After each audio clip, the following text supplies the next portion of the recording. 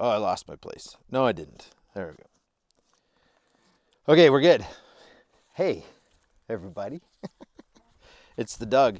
And I decided I'd read from the good book outside today because it's so nice.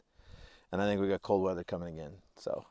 And I wanted to show you guys my grapes because today, this reading, for the fifth Sunday of Easter, Jesus is talking about vines, grapevines, and bearing good fruit, like making something beautiful of our lives. And so last week you got to see my sheep. This week you get to see my mostly dead-looking grapes. This is all my grape wall. I'm not real good at this, but it's also spring, and they're coming. They'll be back. Let me share this reading with you guys, and then I'll talk a little bit about grapes and what Jesus is talking about. So he's talking to his disciples. All right, here we go. This is a reading from the Gospel according to John. Jesus said, "I am the true vine, and my Father is the vine grower. He removes every branch in me that bears no fruit. Every branch that bears fruit, he prunes to make it bear more fruit. You, my disciples, have already been pruned, cleansed by the word that I've spoken to you. Live in me as I live in you. Just as the branch cannot bear fruit by itself unless it lives in the vine, neither can you unless you live in me. I am the vine, and you are the branches. Those who live in me and I in them bear much fruit, because apart from me, you can do nothing. Whoever does not abide in me, does not live in me, is thrown away like a branch and withers, and such branches are gathered, thrown into the fire and burned. If you abide in me and my words abide in you, ask for whatever you wish and it will be done for you. My Father is glorified by this, that you bear much fruit and you become my disciples."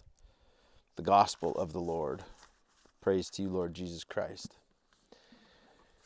These are all like the metaphors of lambs. You hear Jesus talking about grains of wheat. You hear him talking about grapevines now. These are all things that his disciples would have understood very closely because they lived close to these things. These were all parts of everyday life. And what Jesus is trying to say to us is we need to stay connected to the source of our life. And the source of our life is God himself.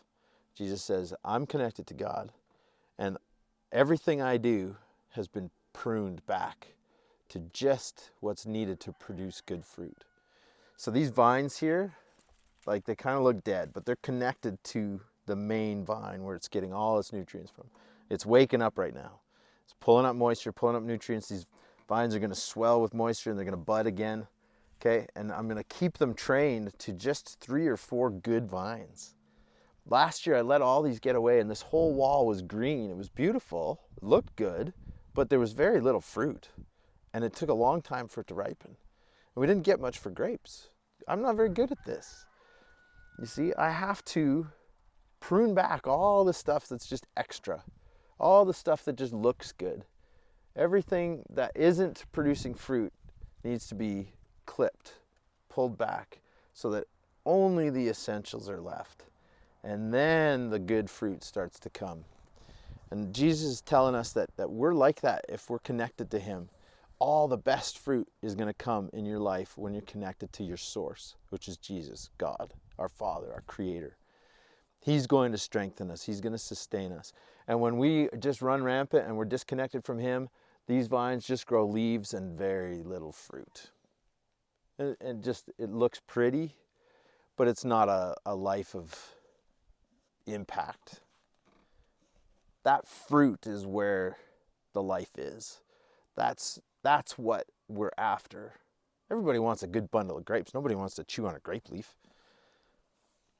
And so God's just telling us, like, prune those things out of your life that disconnect you from me. If you're disconnected from me, get back connected to me and pull up all of that life that I'm trying to offer to you.